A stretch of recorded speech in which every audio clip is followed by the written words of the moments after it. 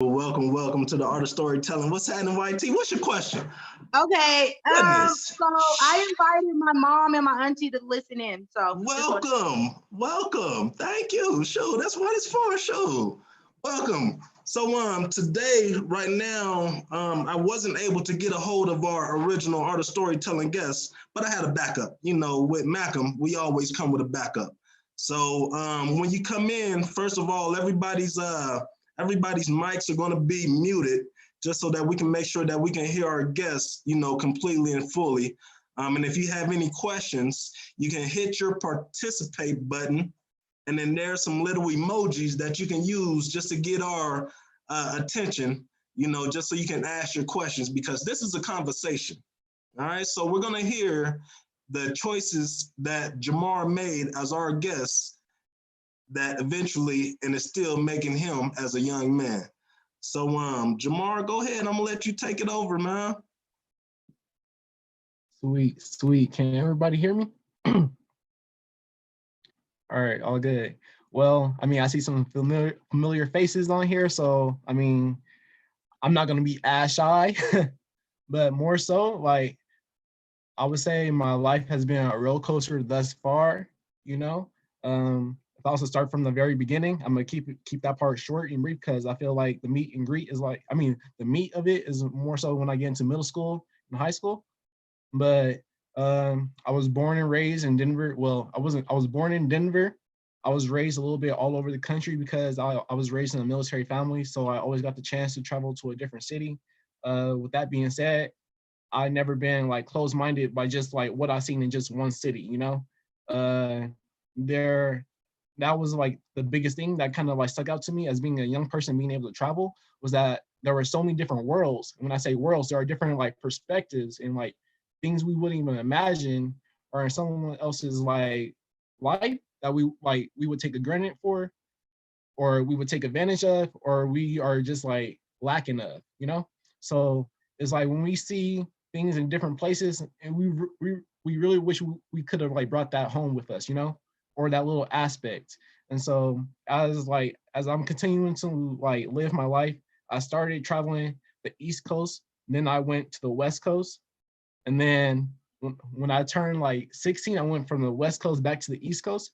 And so I seen a little bit of everything, like from Memphis, Tennessee, Louisiana, Shreveport, like Waco, Texas, you know, Dallas, Oakland, California, Detroit, Michigan, Chicago, Illinois, New York City, New York, you know, like I've been a little bit everywhere. I've been able to like learn a little bit from everyone, you know? And so I say that to like bring me to my next point when it comes to like education within DPS. My grandparents were always big on like making sure I always stayed in DPS, so I was never behind in schooling or anything like that if I had to like switch from a different city from time to time. So they made an arrangement to where I would travel during the summers of like me growing up. And then, can everyone hear me still? Okay, just making sure. And so I started like, okay, so I would travel during the summers and then I would be like here in Colorado for like the school. And so I went to a private school, and that was like Union Baptist, or others know it as Excel Institute, and it was all Black school. So I would say that was like really where I started to gain my own identity, you know. And I talk about identity because like in today's age, we have all of these images like pushed on us through like media or just like our surroundings or the people we hang around, and we have like this idea of who we are, you know. So I would say that's like kind of where I really gathered my own identity at this school. It was started by Mr. Bowman, and then it was like passed down to Miss Wilson, and she was a black uh our black principal, you know. So she was very stern on us about like reading the scriptures and all of that. Like every single day we walked into the school, and so like from that, like it was just a tremendous experience because I met like all of my teachers were Black at that point. Like we had a few like white kids, Spanish kids, like kids of like Latino descent in our like classes, And but where for the was this most at? part we were all of color. Hello. And where was this at? This was here in Denver, Excel Institute. Okay. And you said all your teachers was black? all of them. Okay. Okay. So like I said, so the idea of like who I was or who I could be was never like limited or like capped, you know? I would say that's like the biggest point I want to bring out. And so with that being said, the next school my family put me into would be a military school. And it was it was like a reform. I don't know what it was, to be honest with you guys, but it was a military style school. And this was by the names of Sims Fayola International Academy out here. And so no offense, but I feel like my family got bamboozled. They told us we was going to travel the world. All we had was a warehouse at the end of the day. We had dirt as our playground. We wore suit and ties every day. I mean, like we had all of, like the brightest kids from like Montbello, Green Valley, and we had some of the worst kids from Montbello and Green Valley. So, I mean, I'm gonna just leave it at that. Like I seen it all at that school. That's like really where like man, I'm a man. I'm supposed to be a man out here. Like it was an all boys school. Let me mention that. So I was hanging around testosterone all day. Oh Uh, man. I'm blessed to be like not in that same position for sure. But more so, that's where it's like I met some of the most phenomenal teachers as well. And I bring that up because like we had a science teacher and like we had a military psych school. So we was talking about like doves or hawks, you know, are you a dove or a hawk, you know? Like, do you like war? Do you like peace? You know, we was talking like that. Like that's like just like the settings we were in, you know? But Mm-hmm. at the school, they kind of gave us the chance to see a little bit of everything. That's the one thing I will give them credit for. Like Dedrick Sims, was that he kind of brought in a lot of people from a lot of different areas and expertise. So we had like, for instance, a martial. We had this STEM teacher who also did app creation and like all of the coding for DC Comics and all of that, you know? So it's just like you're super smart, but you also know all of these like Taekwondo, just martial arts that can like the Navy SEAL was like paying him to train them basically, and the CIA and all of them. And Mm-hmm. so we was getting like our martial arts classes from him. And I actually still take my classes from him to this day, you know? I mean, well, not with this COVID-19 going on. They canceled that too, but like as soon I as it see. stopped, I see. My man Tank got a question. uh yeah, how do I check I or got him. Go ahead. What's All up, right. Tank? My question was gonna be, with you living your life as like traveling and seeing that your dad was going through the military, has that persuaded you to want to go to the military? And how was that lifestyle like? Was you did you feel like you was missing out on childhood things like meeting friends that you could grow up with for a long time? Or just how was that experience traveling? How did it affect you? I should say, how did it affect you traveling from state to state, seeing that your parents wasn't, not saying in a stable home, but like everywhere y'all went, you had to leave due to, traveling. right? I mean, at the end of the day, it is what it is. But I mean, I like I laugh because, well, basically, it was my grandpa that was in the army. So my dad basically took a whole nother route. Like my dad was like in prison at the time for a majority of my life. So he actually didn't get out of jail until I was a freshman in high school. And so that's why I didn't even really talk about my dad, you know? uh, so honestly, from that, it's like yeah, like I didn't have friends growing up. I was like by myself, and I was like they tell me at the age of 7 I was already persuaded to join the military myself. So Mm-hmm. by the age of 7, like that's when like they kind of like predetermined my life for me, you know, putting me in private schools, military schools, you know, it was kind of all set up for me at that point. But I mean, yeah, like when it goes to like the social aspect of like growing up, I didn't really have it. When like I would say the first time I actually like started having my own group of friends was at Excel, you know, like Mm-hmm. I won't really like say elementary because that's when I like kind of lost track of like majority of the people. I still talk to the people from the Sims, but like even at high school, I still really like when it comes to like having that social like connection with people is very few. But I would say I'd rather have 4 quarters over 100 pennies any day, you know. That's the type of like environment I want or the people I want around me at the end of the day, because like anyone can say they're your friend, anyone can say like they're an associate, you know, but I want those people who are actually like there in my life and like mean it at this point. So it's like, yeah, I Right. met various people from around the world, but like it's those people like you want to connect with at the end of the day, because those are the ones who are like they're just as curious, just as open-minded as you know. Like Mm-hmm. if you guys like, I'm not saying those who like have their social settings are like it's set in stone. I'm saying like we have to be open to make new friends as well along in the process. That's more so what I'm saying. And they gotta be the quarters instead of the pennies. So it's quality over quantity any day. But like when it goes like, yeah, like I didn't have friends, and I'm not really ashamed of like not having friends, you know. It's like it's just like, I mean, I have few friends that help me with college work or stuff like that, you know. Not everyone can help me with college work. Hmm. Can everybody hear me? Okay. Uh but yeah, was there any other question? I think I've seen one. I mean, but yeah, like growing up, I mean, it was kind of cool being on the military bases and all of that stuff, you know. But besides that, like, and okay, and that brings me back to my other point. So when I was actually in the military school and like we was being taught about all these military tactics and like how to like break a finger and all this type of a thing, and like how like all the different angles of attacks and stuff like that, I really started to ask myself like real questions in life, like, do I really want to be like a killer for somebody else that really isn't like benefiting us or our people, you know? And that's when like started becoming more of an activist and started becoming like more rebellious, I guess you would say, because I was just like seeing the system for what it was at that point.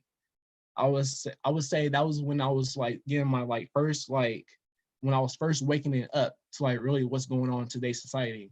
Like I would say what happened at like the Sims Fayola, the like that military school, is like really what like catapulted me to like where I am right now, you know? Because I went from just like this school that was like no other in like DPS to like East High School, you know? And at East, I'm gonna say I had one of the worst school experiences for me personally. Like I'm not an angel, you know. I wasn't perfect. You know, I made mistakes. I got kicked out in the first. Well, I got kicked out of freshman academy. Then I got kicked out of like actual like freshman year. So, I mean, life happens. You know, life is meant to be about growth. You know, it's not meant to be in the same position as you were yesterday. So like I'm gonna just like leave it at that, you know, mistakes were made, you know.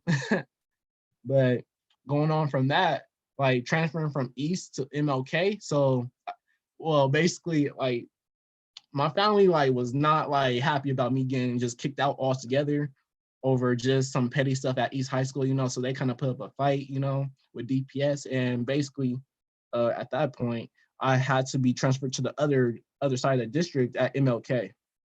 And so before this process, I had to like wait like a whole semester basically. So until then, I was like on house arrest until like I can get back into school basically. And so I'm gonna just say like during that time, like I would say like it was like quarantine, y'all. Like I was just in the house, like man, I was going crazy. I was reading books. I was like doing push-ups, you know. But by the well, basically, okay. So what got me kicked out of school was just hanging with the wrong crowd, man. Okay. Y'all want the real story? Can I be honest, Phil? Please be honest. That's all we do is we keep it 100%. On me, okay. Well, so I got kicked out of freshman academy. Just like I ain't like the Deans. Me and Mr. Barry just like we just had beef. Like I'm just like I ain't like him. He ain't like me. I ain't like Mr. Sinclair. None of them. Like Mr. Sinclair especially. But okay, so from just like the relationship I built up with them during freshman academy kind of like messed me over in the long run. I'm gonna say it like that. So I got into an incident. Well, there was two incidents more so. The first time I got kicked out of homecoming for just well, I didn't even get kicked out of homecoming. I didn't even get let in. So I'm gonna just say um I got stopped at the desk right there. They was like, "Yeah, man, you can't even come in here like that." It was either that or it's like it was either get hit with like suspension or a ticket. I took the suspension. My family wasn't happy about that. And then like the second time, just like I was in this classroom. I was in this classroom. It was like the class before lunchtime, before lunch period. And if you ever been to the East, like the lunch period gets crazy, basically. And so this kid, like in the same class as me, I don't like, man, I don't even know what, man, this, like, our, okay, so I'm gonna use a term that they use at Sims Fayola. They call it a grenade. And so this You grenade, said a grenade? huh? You said grenade? Yeah. Okay. So this grenade basically is like if you get in trouble, it's like those around you get in trouble. That's how like Sims brought us up. So it's like if our friend got in trouble, we would get in trouble, like unintentionally, intentionally, you know, just because we was around him. So I got hit with a grenade basically in this scenario. So this kid, he stole this laptop from this white boy in class, and I guess he put it in my backpack and then didn't tell me till the last minute, basically. And like basically, I was just like this nonchalant, didn't care. Like, yeah, we just gonna do it, make some money. Like, you know, like I'm not really doing it. I'm just there basically. And at this point, the kid found out that his laptop was stolen, and then every minority from the class was like brought in at this point, questioned. Well, before that, well, yeah, every minority was brought in, but the minorities, like the kids of color before me, they kind of told us at lunchtime, like, yeah, they looking for so and so and so and so. You feel me? Like they was like, yeah, don't go back. And so, you know, like, man, like just because I didn't care didn't mean I wasn't gonna not be at school. So, like, of course, I'm not really worried. They got the laptop. It's not like it's on me no more, you know. I'm just like, man, I'm going about my day. And so I go to my next class after lunch, and that's when the deans come find me. And so they're like, yeah, we just want to talk to you real quick. If you got anything on you that's not needed, make sure you throw it away right now. You know, they're giving me the whole little spiel. And then I get in there and they're looking for a laptop basically, right? I didn't have a laptop though. But at lunchtime, like I happened to like remember, like, dang, I just like ooh, like I just copped a blunt, you feel me? Like this is Colorado, like and this is the access to like weed is everywhere. So this is my freshman year, you feel me? I'm just like, man, I don't care. I'm about to smoke. You feel me? Like, so I get into the dean's room. I forget until the last minute that this is in my backpack. And then at that point, I'm sweating. You feel me? I'm sweating. I'm like, man, I hope they don't see the baggie. I'm trying to hurry them up. Like, you don't see no like laptop. Like, can I get my bag back? And then like my goofy self, I get the opportunity like to pick it up, like pick up my bag of weed basically, and I try to throw it away like on some slickness. You feel me? Like, man, I could have swore I was the slickest person in the room. Like, so basically, I made it into the trash can, but he seen me throw it into the trash can at that point, and then it just went uphill from there, and that was like my last straw for East, basically.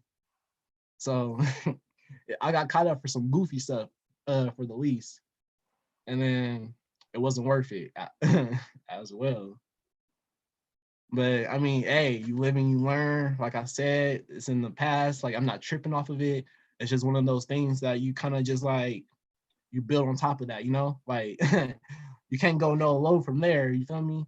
And so like after being on house arrest for drugs on school property and all this type of stuff and like all of that basically, I go to MLK. And at MLK is like it's Montbello, it's more like me, you know? So at that point, I was like, I'm gonna just like straighten myself up, you know. Like I wanted to graduate. That was the one thing I knew for sure. It was like I had to graduate, you know. Graduation was just one of those things I just had to get done. I couldn't be just a number, you know. So like I busted my butt. Like I was behind in credits, you know. Like I wasn't in school for a whole semester, so I had to start like that the new year like behind track, you know, like already. You feel me? Like just started high school and already behind track. Like that's not like what I foreseen for myself in the future. So I made sure that wasn't gonna be what was like meant for me, you know. So basically, I took summer school for my sophomore, junior year for like 2 years straight, basically. I was in student council, you feel me? I was basically the perfect student, you feel me? I mean, I had a couple other incidents, I ain't gonna lie, but for the most part, like I stayed on track, you feel me? It wasn't nothing big to basically like to mess up my educational path. And so I was in debate. Well, and let me talk about that. So after you talk about like just like all the stuff, all the bad stuff you did, like all of that, it's just like let me talk about some achievements. So like after just like everything I went through with all the previous schools, with like the private school, the military school, man, my experience at East, I can't even say I went there really. I like at MLK, I knew I wanted different for myself. And so I did everything I really didn't want to do, I would say. I joined debate. I didn't want to do it at first, but after like I left debate with 2 city championships, I went to nationals twice. I made over 100 arguments with various topics. Well, we had 3 major topics for my sophomore, junior, and senior year, which were the South China Sea. It was the mega like mass data collection, and then it was just policies, school policies, basically. And so why wouldn't you want to? So why wouldn't you want to do debate? I mean, I like I'm looking at it like it's something positive. It's a pro-social activity that's outside of school. It's not something that's what I mean, negative or anything like that. But the stigma that is put on of something positive like debate is kind of cornballish. Right. Exactly. So like that was exactly my first impression. Like, dang, they really gonna know me as a nerd. You feel me? Like they really gonna think like I'm like really reading. You feel me? Like I'm reading out loud at that. So, and that was just one of those like the things I didn't want to. But it's like I look back and like, man, if I wasn't like public speaking then, it couldn't be public speaking now. Can you all hear me? All right, just making sure. So I mean, like, yeah, I was too concerned about people's opinions of me at the time. But after I kind of broke through that fear, it was only up from there, you know? And that was just in debate. So like and I like I've like okay, like there would be times someone would beat me, like they would argue the best case, and I would be so like butthurt over it. I'm just like, man, they ain't even that smart. But the judge gave them the point because in debate it was all based on like how well you can persuade someone or how well you can like opinionate yourself. It was all about that. It was all about finesse when I really learned about it. And when I learned that it was all about finesse, I was like, okay, this is more my game. This is more my style. And that's when I started like seeing like how it didn't matter what others think of you. It matters how you see it yourself. So that's more so what I gained from it. It's all about how you define stuff because like, man, if you listen to others, like majority of the times, like a fool, man, fools will follow another fool to hell. I'm gonna tell you like that. Like it's just not, you can't argue with a fool either. You feel me? Facts.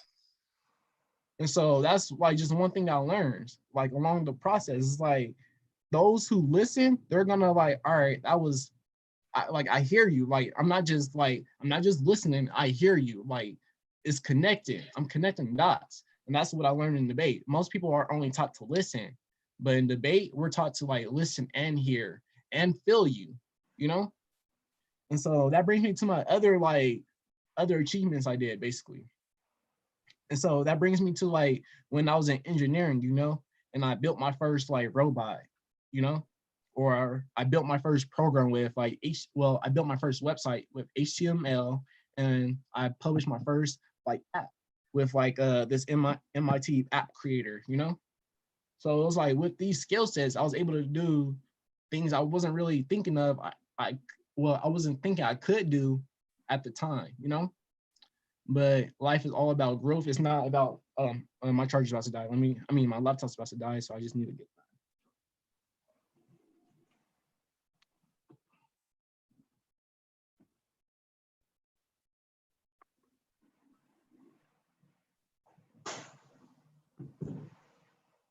that. All right, can you guys hear me? All right.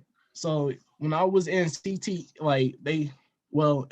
called CTE engineering, but it's also called concurrent enrollment.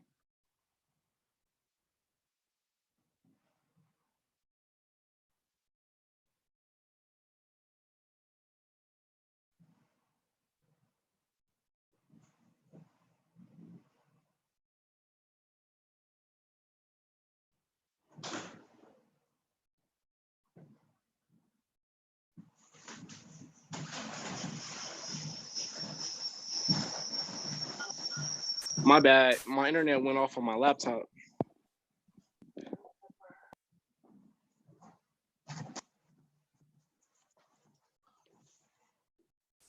Can you guys hear me? Yes, indeed.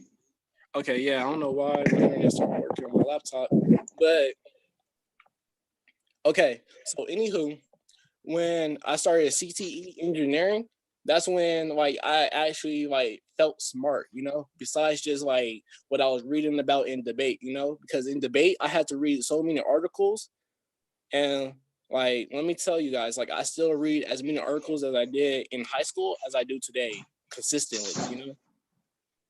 And I actually know how to apply that knowledge now though too. But that's the main difference, you know, between who I was and who I am now. Who I was didn't know how to apply much of the knowledge I knew. Like the new me does, you know. This new me tries to find ways to apply the stuff I know every day. Like I'm a hustler at heart, you know. I was one of those people who was selling like the world's finest chocolate and trying to get the top sale. You feel me? I was always. And so when I really gained the entrepreneur mindset, that's when like everything just changed for me in high school, because at that point, Balance back. Okay. At that point, what I had to do was just stay on track. That was like my main focus when I was like there and doing it, you know, because I was doing so much at MLK. Like, I don't think I could have did it at East at this point, because I was traveling to New York City because I had business connections with some organizations out there called Grip Tape that I had met during like student council meetings. You feel me? So it was like, my bad. We got two questions. Okay, we got one Aja had asked, what was the app? Like, how does it work? Okay, so it was called Scratch. And basically it was just like you would take a color, you would use your phone, take a picture of a color you see, and then you would take that color and you'll paint a picture, and then it was just like an app, what do you call that? It was like a painting app basically, you know? So it's just, but you can also use the photos you took and you can put them in your pictures to draw on them as well. That was like one of my like added features. Okay. Tank, what you got? All right. Pause that real quick. My question to you, with knowing how known East is nationwide, do you feel like if you were to make better decisions at East, you would have the chance to do what you did at MLK at East with a little better help? Or do you like the path that you went down, as in had to get in trouble just to learn that the trouble life isn't the life that is going to help you be successful? I mean, like, yeah, you got to really think about it. You got to really break it down. At East, there's so many people. That means there's competition. There's people that are like going to take the opportunities that you were looking for, stuff like that. I wasn't having that mindset when I was at MLK. So when I was like getting like excellent test scores, I'm like good at public speaking at this point. Like I just had everything, like I was just like check, check, check, check. You feel me? So it's like when I put my resume, or you know, I showed up, you feel me, on time, like it was just a done deal. I was always the one getting the opportunities at MLK. I'm gonna just tell you like that. And I would see it like the same way a white person would see at East, you know? That's how it was for me at MLK. So what I'm gonna say is no regrets, because everything happened for a reason. Mm-hmm. And so at this point, I'm going to make it all make sense by staying on this track. Mm-hmm. There's no regrets. There's no hesitation. There's no reservation. It's always 100, especially when it comes to your dream, you know? There you go. And so I say that to say, like, every achievement that I've like made connected me to the next person, to the next milestone. And I don't think I would have ever got that at East, or even got the opportunity with my mindset at that time. It took some challenge to getting kicked out, you know? You got to see downs before you see the ups. And so that brings me to my next point, when I actually started college, because that was like the next biggest thing, I guess you would say. Because like a lot of like, well, you know how they first say, well, Mr. Phil might feel me on this, but when you start freshman year, it's like you got 100 friends, you feel me? Like, man, I came in like high school deep, not worried about a thing. I wishing somebody would test me. But I mean, as the years went on, we dwindled out. Some of us died, some of us went to jail. Like, it's sad. I that's one thing I try not to look back on, because just I wish I could have helped more people. I wish I could have brought some people with me. There are some people that should have been with me till this day, but they're not. And I can't do nothing at that point, you know? So what I can do is make sure, like, everything that we did together is not in vain. Like, basically, I'm gonna tell you like this: their story dies when mine does. At this point, that's like kind of how I'm living my life now. I mean, how does it work too when you have those who don't mimic how you're living? For instance, I had a homie who he had a lot of friends get killed, and each friend that got killed, he kept their name alive by putting it as a Facebook name, whatever it is, you know what I mean? But then when he had got killed, I don't see anybody keeping his name alive, and everybody else who name he kept alive. You know what I mean? So how do you change that energy? How do you shift that energy when you see that, you know, it's not being reciprocal? And that's when I would say, like, reinvest into those who see it. Like, I have some little bros, you know, like, I ain't gonna expect like my actual bros like that are my age keep living on in my name. But I'm expecting all my little brothers and those who like really know me and know the game that I'm living to like keep on doing what I'm doing. So I would say it more like that. It's like we keeping the fire here. Like, we ain't passed the torch yet. And so at that point, we're gonna grow the fire until it gets a lot bigger, until it gets attractive, until others want to. That's like more so like my idea about it. You know, others may have various opinions. But like, as long as like somebody's doing what I'm like, well, honestly, at this point, like, I'm gonna get to, okay, I'm going too fast, gotta slow down. What am I doing now? Like, what's so attractive, you know? What's the big talk? Can I share my screen, Mr. Phil? Yes, please. All right. So this is like what this is what I do now.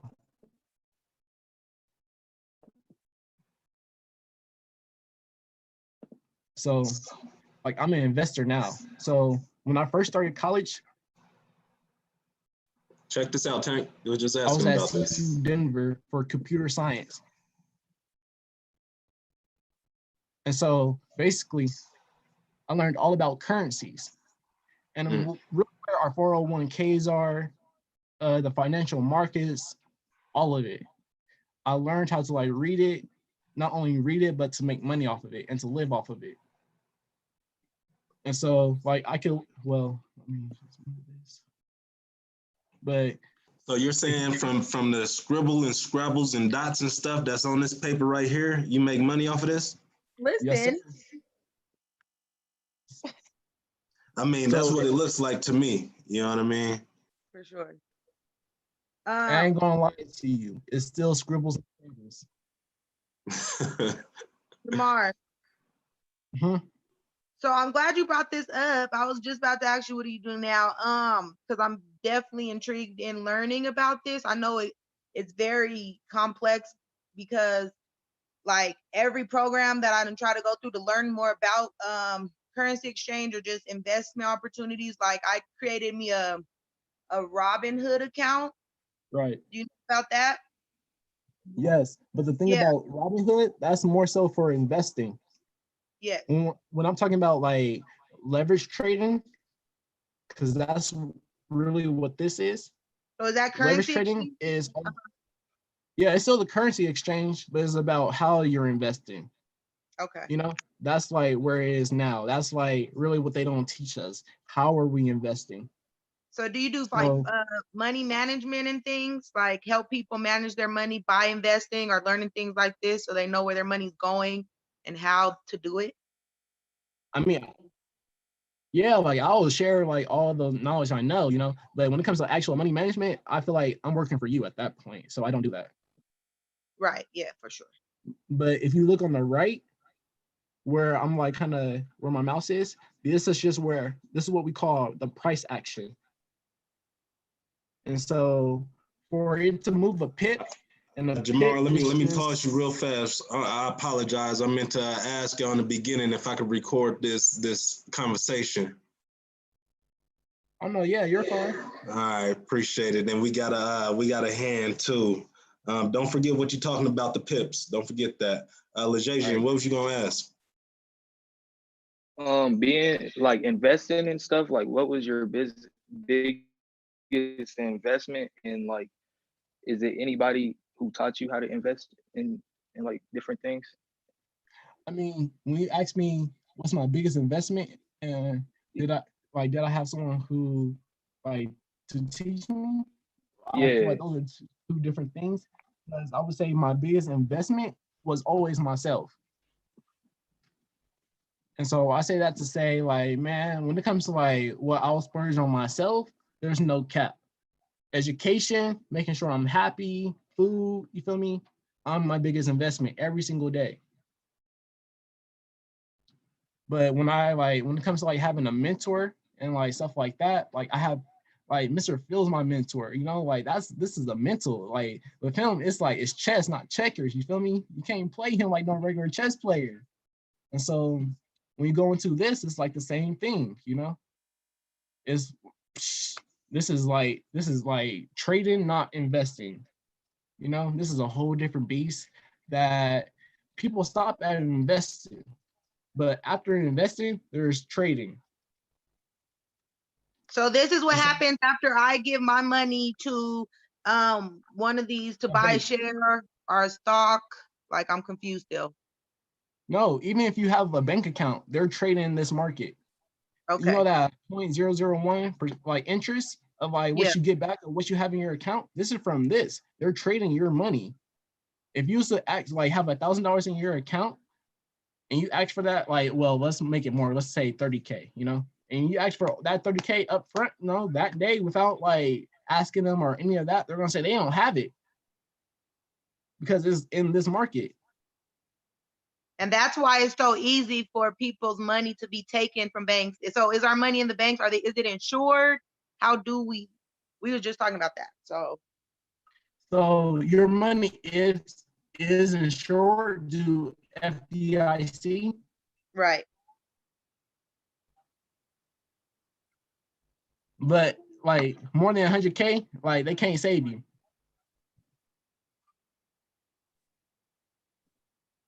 But this is also the most volatile market, you know? So that's why it's like there's risk always involved. And I bring up risk because like when I was getting in trouble in high school and middle school, you know, like it costs to be a boss, you know? Like seriously at this point, because when we're trading, like we could trade anything. Like this is the British pound and the Japanese yen. If you look up in the left corner, And so like that's just something I look at because the British pound is one of the most strongest currency after the dollar. Mm-hmm. But another thing I've been looking at is US oil. Everyone's been talking about how oil dropped. Yeah. This is what it looks like. This is where it went. Y'all see how it went negative 10 cents? Mm-hmm. This is what like all the news outlets are like talking about. But if you don't have the knowledge, you won't be able to apply any of this stuff or capitalize off of any of it. So this is what you went to school for? I didn't go to school for Oh, this. so you self-educated. I did, yes. But like I said, I have many mentors that I ran across that kind of like, put some wood in the fire for me. Yeah, for sure. I knew how to penny stock trading in high school. I wasn't trading within the Forex market until college. And so like at this point, it's like most of my friends right now, like they're dependent on a job to make their money. Like I'm dependent on money to make more money. My money is constantly making itself. I got a question. Where does the chart show? Okay, so basically, for this question, our current cash isn't in no bank. Well, for me, I keep like a little bit of money kind of spread out in different accounts. Like I have a Coinbase where I'm investing to like cryptocurrencies, like Bitcoin, Bitcoin. Ripple, Litecoin, And then I have a Robinhood, and that's where I'm investing to like my Adidas, my Nike, stuff like that, But then I have Ameritrade as well that my grandfather set up.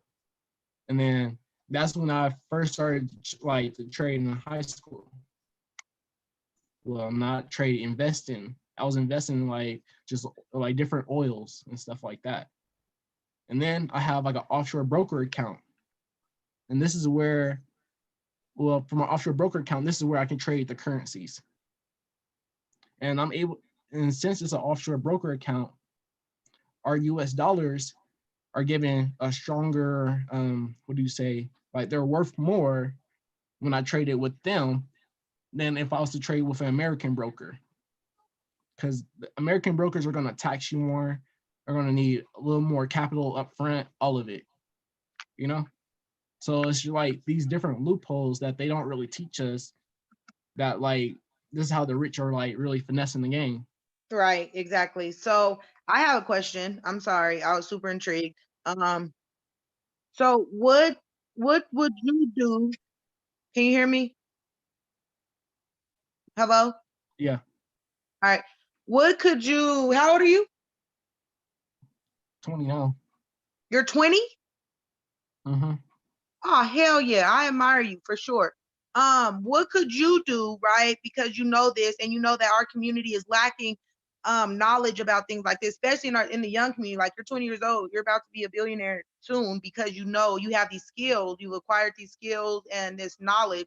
So what could you do to help the community with the knowledge that you know about these things? Because I think this type of thing, Wall Street and just investment, like we're lacking that in our community. And this is, like you said, how white people is finessing and like moving our money and doing all these things. And it's super interesting. I know a lot of young people who's interested in learning about it. Like, what could you possibly do to help that?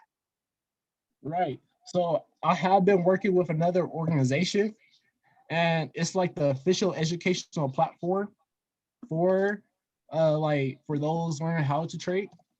Yeah. But I'm not really big on like network marketing, Okay. I'm not like super into that, I guess you would say, but I love trading, you know? Okay. So it's like if they ask and they're like if they have like because like this educational platform ain't free, I'm not the one to kind of like make people spend their bread or anything like that, so I'll give them all the free information I know. But when it comes down to it, oh crap. Like this is really where like it first started for me. So gotta move this over.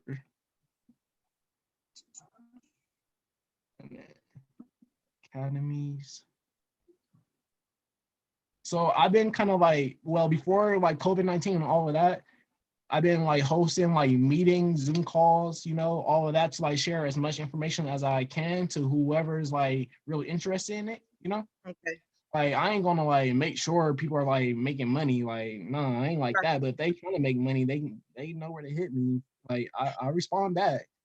All right, because I definitely want to pick your brain, and I was reading through the Robinhood like disclosures and just trying to get as much knowledge as I can, although the language in there I'm not too familiar with, right? So then I would go with you and ask you a couple questions because I don't have anybody like no white people on Wall Street that I can directly access to ask certain questions that they might know. So I definitely want to keep you around, not to sound crazy, but I want to ask you a couple questions. Definitely. But like you guys can see this. It's like I went through all of these back in well, I started trading as soon as I left high school. So that's when I like read all of these, well, watched all of these videos from like A to Z, you know? Like what is Forex? History of Forex, you know? Right. Like what is trading Forex? Market participants, you know? So it's And this like, is a yes, free you gotta program? have a different vocabulary. Right. Huh? This is a free program? It's not free. But Okay. this is like one of the official educational platforms for like those who want to learn how to trade. Oh, dope. Yes, let me write that down. Oh, But like this is when like most of the people that I was like either in college with or those who like didn't go into college, I was grinding like my whole time in college, basically trying to learn all of this. Like every single one of these videos, I watched them more than once. When I was telling you guys about what is a pip, like, all right, let me finish what a pip is. This is the most important thing. So basically, you guys see how prices, okay, you guys see how prices at 13.03? All right, for it to move a pip up, and a pip will be 13.04. 0.04. It takes So $1 what does billion. that mean? If it moves up 1 pip, what does that mean? It takes $1 billion to move a pip. It takes $1 billion to move up 1 pip. Yes. So how's the pip affect your money? Basically, if you see the move, So that's all you and watching depending for? on how much money you have in this like broker account, you can multiply that. Did you hear me? Yeah, so they just sit up here and watch for the pip to move? Not just pips, like we catch all of these. Like we catch all of these. That's why I'm like, there people like, well, have you guys heard of like a hedge fund and stuff like that? yes. Familiar. Like, yeah, they get like 100 million a month just because of stuff like this. And this is where it's almost certain. They got it down to a science. And we call it technical analysis. So right now you don't have another job, right? I mean, well, I still take contracts, but I mean, if I don't have to work, I won't. Contracts for what? Well, helping like DPS, you know, like helping like some of the nonprofits, that kind of helped me get to where I am, you know. What do you do for these DPS and nonprofits? Like I used to do a lot of like talks on equity, like microaggressions and all of that type of a thing. Like when I was in student council, you know, all of that, you know. That is amazing. So what's the minimum amount of money that you like start your broker account or your offshore account, or like what's the minimum amount of money you would need? It depends on how much you're trying to see back in return. Right. Okay. So Well, if you're trying to see like good profit, I would say play around with 100, 200. dollars? Yeah. Oh, well, it's like, okay, cool. Sorry, guys. I mean, Well, I got a question. Yeah. how long did it take you day in and day out to learn the investing and trading? Because I do things like that too, but I'm not like official, I should say. Like I watch videos day in and day out. Like I'm a nerd when it comes to social media, trying to better my life and better things. Like, how long did it take you to start making the money that you make and having the knowledge that you have? That's a very good question. Well, when I first started trading, I made $43 to be exact. Like now, if I like test myself, well, not even test myself, if I'm just like playing around with the market, I could take $100 into 1,000 in a week. If I put pressure, I can make 1,000 like in just a New York session. What does that mean? Like that's just a time frame. So New York session for us in Denver, Colorado starts at 5 p.m. till 12. Okay. So it's like from the morning when the stock market opens, you have until 5 o'clock till 12 to kind of like catch any of our pairs. So when I say pairs, I'm talking about like US dollar versus the Japanese yen right here in the left corner. Mm-hmm. Or US Wall Street, US 30. And this is like the top 30 companies in the US. This is the majority of like what runs the US. When they talk about the Dow Jones, that's this. So it's like the sky's the limit when you mess around with it, but there's always going to be risk involved. Like I can make thousands and I can lose thousands, you know? Right. But it's like you have to be okay with it. You have to accept it. And that's just like one of those things as a trader, as like I kind of signed up for, you know? It sounds like gambling. And it's only gambling if you like don't know what you're doing. And so yes, we don't want to gamble. Oh, you're on mute. I mean, you said you got to prepare yourself for the loss. You know what I mean? That sounds, like gambling. Even if you do know the trade, even if you do have the skill, if you're saying prepare yourself for the loss. Well, when I say prepare for the loss, I'm preparing for like, where are you prepared to, like, what are you willing to lose? That's more of what I meant, you know? Mm. So if you have $100 in an account, let's say you're not willing to risk no more than 20% or $20. So that's kind of like what we're supposed to think of as traders. But sometimes like we get greedy. We like, man, we know we can make like however much money in the market, you know? But then it's like you gotta take that money and leave. Because there's also what we call market manipulation. And that's kind of what happened to US oil. That's why it shot down like this. And whoever sold it made bank. And Congress people, CEOs, janitors, principals, students like myself, we can all trade. Even felons. This is an offshore broker account. They're not connected with the US. So how long does it take for you to get your money? Like if I was to, you know what I mean, just be like, all right, I want my money now. It's my money and I need it now. That J.G. Wentworth. 3 hours? Oh, 3 hours? I'm good. Yeah, because it has to be sent from your broker account. I mean, okay, so it's like on this, well, let me pull it up. It's on this little app like this. You know, it looks like this. And you take it from this to our broker account. And now, is my screen still sharing? Yeah.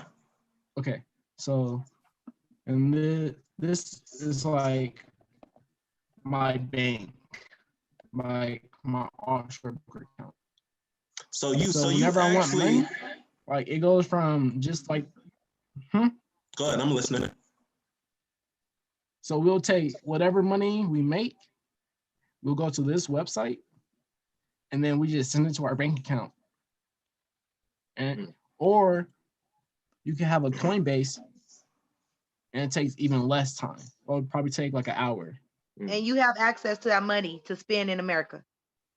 Whenever, and I can actually like transfer it to any currency I need. You know, British pound, euros. It's actually how I kind of create different bank accounts in different countries. Is what it is. So I mean, like, yeah, the power of technology. Man. How you deal with you being so young and having this knowledge? Do you ever feel pressure like you know, these people are older than me, so they may not listen to me? I mean, I used to feel like that. Then I just stopped caring. Ah, there you go. Okay. I kind of, dang, like I gotta pull up this quote. I just posted it too. It's like when you lose your excuses, you see all your results. Okay. So I kind of like, when I first started seeing my profit, I stopped caring about what older people would think about me in the market. You know, I stopped caring about like how much money are they making compared to how much money I'm making. And that's where I would say like the difference came in. But now it's like, I know we're at the same level. Period. What interested you in getting involved with trading at first, in the beginning? I mean, well, my grandpa, the person who was in the military, who did all this stuff, like, he was an accountant when he came back, like, to this country. Because when he was like in the military, he went to like different parts of the world. Like he was in China, Germany, Greece, all of it, you know. But when he came back only to become an accountant. And so when I really like learned about like just like money management, all of that different types of a thing, it kind of just like clicked for me, you know. Like, okay, this is why my grandpa was so interested in it, you know. This is why he got all these books on it. So like I didn't see the interest back then, but like now, I mean, the more I learn, the more I'm like appreciating him for like kind of what he like offered me before like, you know, he got sick, you know. Right, for sure. So I mean, if you guys got any questions, feel free to ask. I felt like my story isn't like all that long, you know, we still living. Right, you're young. Yes, indeed. All right. So on that note, if there's one thing that you can leave us with, if we didn't hear anything that you have said this whole time, if there's one thing, one message that you can leave us with, what would be that message? Keep it simple. It doesn't matter how you start. The only thing that matters is how you finish. Yes, indeed. And it's Wait, a marathon, I got a question too. not a race. Oh, yeah. What's your question? How does telling your story, how would I ask this question? Okay, hold on. Let me make sure I ask this right, because I don't know. How does the art of storytelling impact your life? Like when you were growing up hearing other stories, how did it impact your life? And then now that you had the chance to share your stories with kids your age, men and women older than you, and just like, how did that impact your life? How did the art of storytelling impact your life? And how did it influence you to do it now? Well, I'm gonna compare it to something. I was like, basically the way I see like storytelling is the same way as someone would see traveling to a different city. You know, you're gaining a new perspective. So it's like they kind of opens your eyes to a world you didn't see before. As I will hope I kind of opens your eyes to a world you've never seen before, as I wish someone would have did with me. There you go. Yeah, definitely. So I mean, that's as simple as I can get, you know. If you guys got any more questions, Mr. Phil got my number, got all my socials. You can just connect y'all to me, you know, it's nothing. I Yes, owe him indeed. this, you know, like he owes me a couple of chess games, you know. Like, man. We're gonna definitely get it. We're gonna definitely get it. Jamar, you know, we're Charlotte. We surely appreciate your time, man. I appreciate your story. I appreciate your grit. You keep gritting, you know, because right now you standing alone. You was a lone sheep. You was a black, what they call them, a black sheep. You know, just you being in your own element, you being in your own zone, you not doing what everybody else is doing, puts you apart from everybody else. And that's why I salute you. You know what I mean? And I appreciate you coming in for our art of storytelling, man. All right. So at the end of every session that we do, I count to 3 and we all snap our fingers. All right. Never did the compliments, comments, none of that. That's the class, YT. Huh? That's the class, little one. Sure. Period. Oh, okay. All right. Comments. Oh, so we are gonna do them? Compliments. We gonna do it just because you want to. Compliments. Yes, I do. Comments. All right, I go definitely ahead. got a comment and a compliment. Go ahead there. So, Jamar, I definitely am going to take you up on that offer about reaching out. So definitely remember my face. My name is Cameo, and I work with Phil. So I'm definitely going to reach out to you. Like I said, to pick your brain if that's okay. I definitely, you know, shit.